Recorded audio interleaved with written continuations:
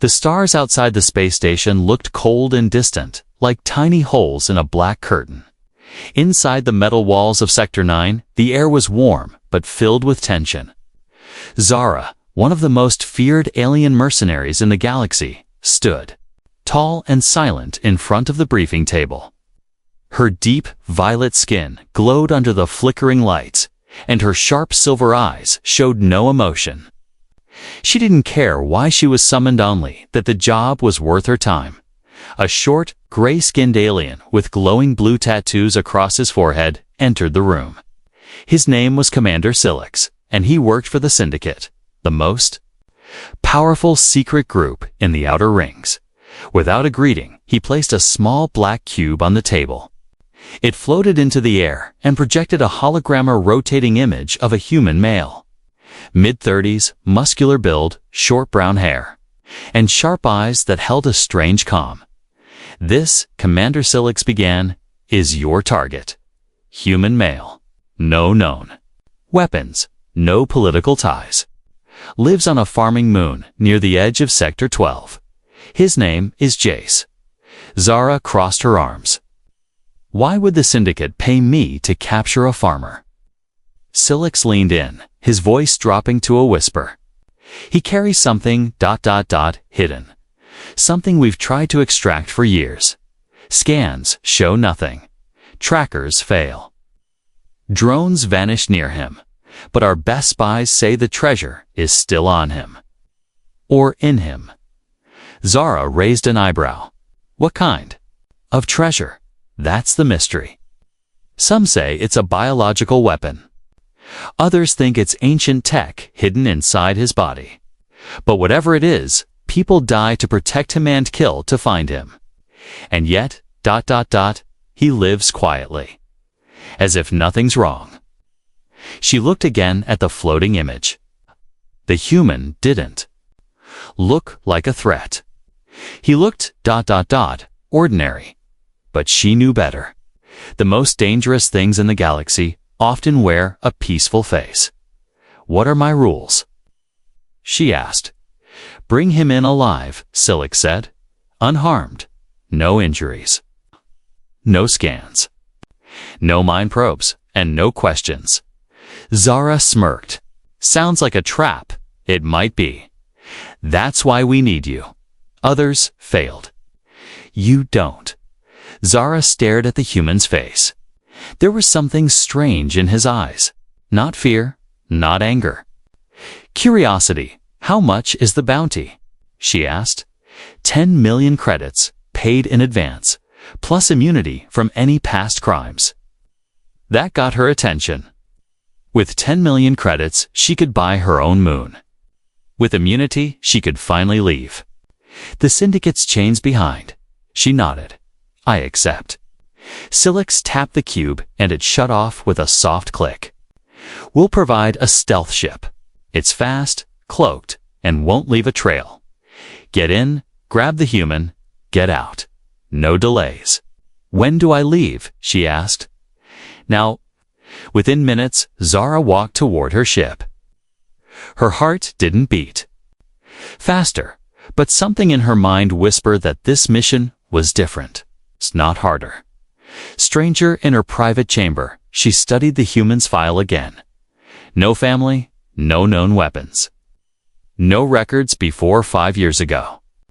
How does someone just appear out of nowhere? And why was everyone so afraid to get close to him? She sharpened her blade as the engines powered up. Her suit adjusted to her body, forming tight around her curves, and her helmet scanned the coordinates. A lonely farming moon. Quiet, peaceful, perfect for hiding secrets as the stars outside began to shift. Zara stared into the dark ahead. Her fingers wrapped around her weapon belt. Her mind was sharp. She was ready. She didn't care if the human held a treasure or a curse. She would find him, capture him, and claim her reward. But something deep inside, a strange voice, maybe. Instinct whispered, he's not what you think. She ignored it. The job was simple, or so she believed. The stealth ship touched down silently on the far edge of the farming moon. It was night, and twin moons glowed softly above the green hills. Wind moved through tall alien crops like gentle waves. And the only sound was the hum of small harvest drones. Zara stepped out into the darkness, her boots making no sound. Her armor blended with the night. Her breathing was steady. Her mission: clear capture the human called Jace, alive, unharmed. Quietly, she crouched behind a pile of old farming machines near a small wooden home. The place looked simple. One window glowed with warm yellow light. Inside, she saw him, Jace, sitting at a table, drinking something from a metal cup. He looked calm, alone, and completely unaware. Zara smiled. Too easy. She activated her tracker. The scanner showed no defenses, no weapons, no other life forms. Still, something felt off. A man with such a bounty should have guards, alarms, traps. But this place had nothing. Just silence and wind. She waited. She always watched first. Jace stood and walked to the door. He stepped outside, looked up at the stars, and smiled like he was expecting someone. Then he spoke. "You can come out now." Zara froze. He turned his head slightly. "I know you're there." She stepped out slowly, her weapon raised. "You're very calm for someone about to be captured." "I've been waiting for you," Jace said, setting his cup down on the railing. "You're the 7th one they've sent." Zara didn't move. What happened to the others? They didn't understand. They thought I was hiding something, some treasure, but I'm not hiding anything. His eyes met hers. "It's part of me." She frowned. "Then I'll just take you and let the syndicate cut it out." He laughed softly. "They've tried before, but it never works." Zara took a step forward. "Are you saying you can't be captured?" "No," he said calmly. "I'm saying you shouldn't." Her hand tightened on the grip of her stun blade. "You planning to stop me?" "No, I'm not your enemy," he said. "You'll have to decide that for yourself." Zara hesitated. His voice was calm, but his words carried weight. Her instincts screamed, this man was not normal. He was more than what he seemed. She moved fast. In a blink, she activated her cloak and shot toward him. Her blade pressed against his neck before he could flinch. Except, he didn't flinch at all. He looked into her eyes. "You feel it, don't you? The pull? The heat?" That's why none of them succeeded. Her heart beat faster. Something was wrong. Her skin tingled. Her suit began to glitch. Her gums sparked. Her blade dimmed. "What, are you doing to me?" She growled. "Nothing," he said gently. "You're just too close now." She jumped back, breathing hard. Her systems returned to normal. She stared at him. No implants. No weapons. But something about him's presence was messing with her tech. Jace stepped forward slowly, hands open. "I don't know what they told you, but I'm not a threat. I'm just different. I didn't ask to be like this." Zara raised her weapon again, but her hand trembled slightly. That had never happened before. "I'm taking you," she said. "Even if I have to shut down every part of me to do it." He nodded. "Then let's go. But remember, the closer you get to me, the more you'll change." She didn't understand what he meant, but she would. Zara's ship glided into orbit, silent and cloaked. Inside, the human sat calmly in the holding chamber, hands unbound, watching stars through the glass wall like he wasn't a prisoner at all. His name was Jace, and he looked like nothing special, just another soft human. But something was wrong. Zara watched him through the monitor. He didn't pace. He didn't try to escape. He just sat there, waiting. Her ship's scanners had run every scan twice. No weapons, no implants, no tech hidden in his body. And yet, when she stepped too close to him earlier, Her suit failed. Her heart rate spiked. Her vision blurred. Something inside her responded to him, and that was dangerous. She entered the chamber slowly. Jace looked over his shoulder. "You're back. Curious again." "I don't trust you," she said flatly. "That's smart," he replied. "You shouldn't." She circled him, keeping her distance. "What's inside you? What are they really after?" He tilted his head. "You already know it's not an object. You felt it, didn't you?" She didn't answer. But she remembered the moment, the heat, the pull, the confusion when her mind clouded as if something ancient had touched her soul. She had fought wars, seen machines that could destroy planets. Nothing ever made her feel like that. "You're a weapon," she muttered. "A living weapon." Jace shook his head. "No, I'm just different. Something woke up in me a few years ago. I don't know what it is, but others want to control it. The Syndicate believes it's power. They're wrong. Then what is it?" she demanded. He turned slowly and his voice softened. "It's connection." Zara narrowed her eyes. "What kind of connection?" He stood now, and she instinctively stepped back. Not out of fear but confusion. Her instinct screamed too. Run, while something deeper whispered to stay. His presence made her feel exposed, but not weak. "Seen some humans carry it," he said. "A frequency, an energy that can't be measured. It awakens something in others, alien or human. It draws them in, makes them remember who they are. It's not magic, it's not tech, it's human." She didn't believe in myths or energy fields. She believed in weapons, stealth, and logic.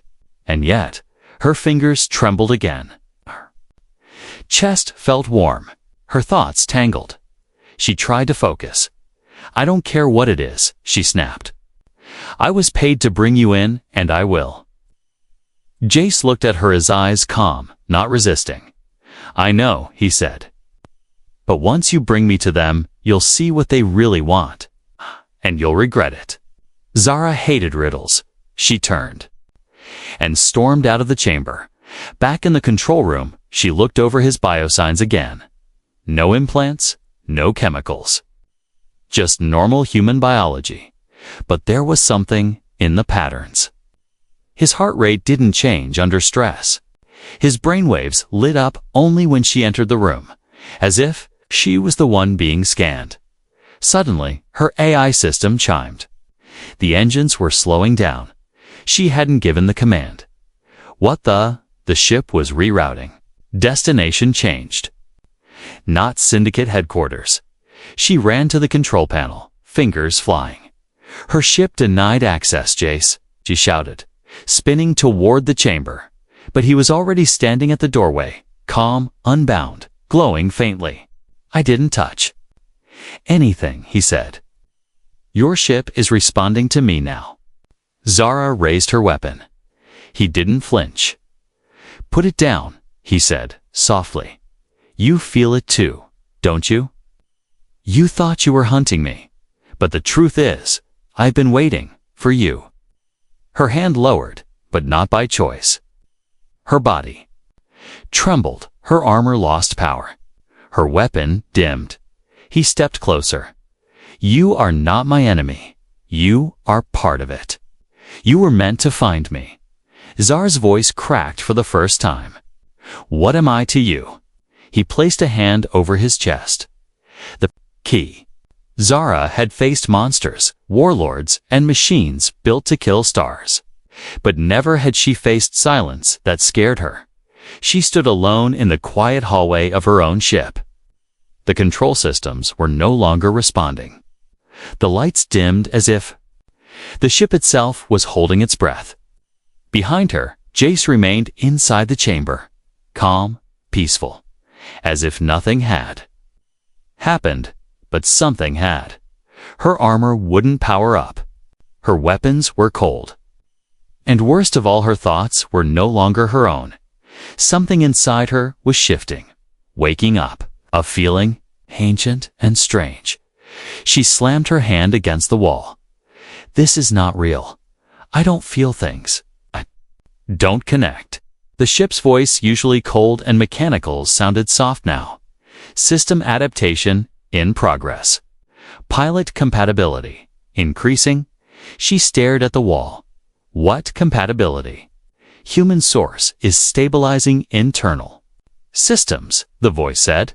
You are sinking. Zara backed away, heart racing. That's impossible. The door to the chamber slid open. Jay stepped out, his shirt now removed.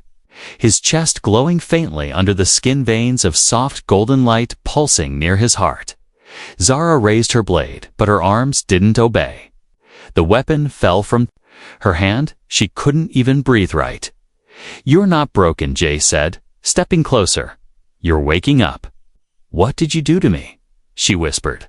Nothing. It's not something I control. You're not the first to feel it. But you are the first to accept it. I don't accept anything, she growled. I was trained not to feel. That was your first lie, he said, gently. You were never meant to be a weapon. You were meant to choose. And now, your real self is finally breathing. Zara's knees felt weak. Her body was warm. Her mind was buzzing with memories she'd buried long ago, her sister's laughter. Her home before the war, the first time she looked up at the stars and dreamed. No, she had locked those away for survival. She was a killer, not a dreamer. Jace stepped closer. The treasure isn't a thing. It's not gold. It's not power. It's what humans carry inside them, something the galaxy has forgotten. She clenched her jaw. You mean emotions? He shook his head. More than that. Empathy, hope, choice. She looked into his eyes. They weren't glowing, no tricks, just honest. And sad. You want me to believe you can change me just by existing? She asked. He nodded. Not just me. You were always different. That's why you could find me when no one else could. The ship vibrated lightly. They were no longer on course for Syndicate headquarters. The system had locked in a new destination. Planet she didn't recognize. She opened the map. It was a dead world. Uninhabited, cut off from trade routes. What is this place? She asked. JAC looked at the screen, where it all began. My memories. They didn't start on Earth. They started there. I think you need to see it too. Why me? Because the treasure responds to those who still carry a spark. He said, you have it. Even after all you've done. You still care, Zara. You just forgot how to feel. She stared at him. He knew her name. She never told him. How do you know who I am? He gave a faint smile. Because I dreamed of you. Long before you ever found me. You were always meant to be here, and maybe, just maybe, this was never a mission. It was a calling. Zara's breath caught in her throat. The blade at her side flickered back to life, but she didn't reach for it. Her hand instead moved slowly. Toward his dot, she didn't know why, but in that moment, for the first time in years, Zara felt something new. Not fear, not duty, hope. Zara had never let her guard down before, but now her weapon was holstered, her helmet was off, and her hand still remembered the warmth of the human's fingers. It scared her more than any gunfire. She stood near the cockpit, watching the ghost planet ahead. A gray world, no known settlements, no resources. A planet long forgotten. Jay said it was where everything began. She didn't know what that meant, but for the first time, she wanted to know. Suddenly, a red light flashed on the control panel. Code 7. Unidentified hostiles detected. Zara blinked. What? She whispered. The ship's AI replied in a calm voice. Multiple vessels approaching. Cloaked. Weapons charged. Estimated time to impact, 120 seconds. Zara's body reacted before her thoughts could catch up. She grabbed the controls, her fingers flying across the console, but nothing worked. The system was still linked to Jace. "Jace," she shouted, running toward the main chamber. "You said this place was safe." Jace stood still, his expression unreadable. "I didn't say it was empty." She grabbed his arm. "We're under attack. At least 3 ships, armed, probably Syndicate or worse." He nodded slowly. "They always come when someone gets too close." Zara stared. "What does that mean?" But then the ship shook violently. A direct hit. She pushed Jace toward the emergency hold. "Get in now." "No," he said calmly. "I need to help. You'll stay alive by listening to me." Another blast rocked the hallway. Sparks flew. The lights dimmed. Fire burst from the side panel. Zara grabbed a nearby plasma rifle and tossed another one to Jace. "Can you shoot?" He caught it with ease. "Yes, but they're not here for me." Zara narrowed her eyes. "Then who?" "You." She froze before she could ask more. The ship's walls opened to reveal mechanical boarding arms' metal claws breaking through as black-armored soldiers stormed in. Guns raised, eyes glowing red. No words, no demands. Just bullets. Zara ducked and returned fire. Her shots were precise, fast, deadly. She moved like a shadow, silent, angry, sharp. Jace covered the side entrance, his hands steady as he dropped 2 soldiers with clean blasts. But there were too many. "Fall back," Zara shouted, dragging Jace with her. They ducked into the weapons bay. Doors sealed behind them. Jace leaned against the wall, breathing hard. "They were aiming at you. Every single one. Not me." "I noticed," Zara said, checking her ammo. "The Syndicate must have marked me for going rogue." "No," he replied. "They're not Syndicate. Look at the emblem." She reached into the helmet of one fallen soldier. Her eyes widened. A red insignia, 2 rings with a split star. The Harvest Guild? The worst kind. Not just bounty hunters. Collectors. "They don't take prisoners," Zara said, her voice cold. "They erase mistakes. And they see you." Jace said, stepping closer, as a mistake. Zara gritted her teeth. "Why?" Jace reached out and gently touched the center of her chest plate. And then it happened. A soft hum. Her armor glowed faintly under his touch. The pulse from his body spread into her. Her vision flashed tan for a brief second. She saw something more. Another world. A memory that wasn't hers. Light, pain, love. She gasped and stepped back. "What did you do?" "I connected you," Jace said quietly. "To it." "To what?" "The real treasure." Before she could process it, the door burst open again. More soldiers charged in. Zara roared and pushed Jace behind her. Her body moved faster than before. Her aim was perfect. Even her armor responded quicker. Her thoughts were clear, but her heart was loud. Something had awakened, and she wasn't the same. She was more together. They fought their way back to the core engine. The final line, Zara looked at Jace. "If we lose, they'll take you apart." He looked at her with soft certainty. "Then we don't lose." Zara nodded and smiled for the first time in years. Not because she was sure of victory, but because she believed. Smoke filled the ship's corridors. Sparks rained down like falling stars as the emergency lights flickered. Zara leaned against the wall, her chest rising and falling with heavy breaths. Her armor was scratched. Her gun was empty, but she was still standing. Beside her, Jace knelt. Beside a control panel, placing his palm over its surface. The screen, dead for minutes, suddenly lit up glowing bright blue beneath his hand. The ship reacted like it was alive. Systems rebooted. Alarms silenced. And the lights around them turned calm and golden. Zara watched in stunned silence. "You're not human," she said, her voice quiet. Jace looked at her. "I am, but not just that." She stepped closer. "Then what are you?" He stood, slowly, and pointed to the stars outside. A long time ago, before the Syndicate, before the guilds, there were humans, seated across the galaxy, not by accident, by design. Zara frowned. What kind of design?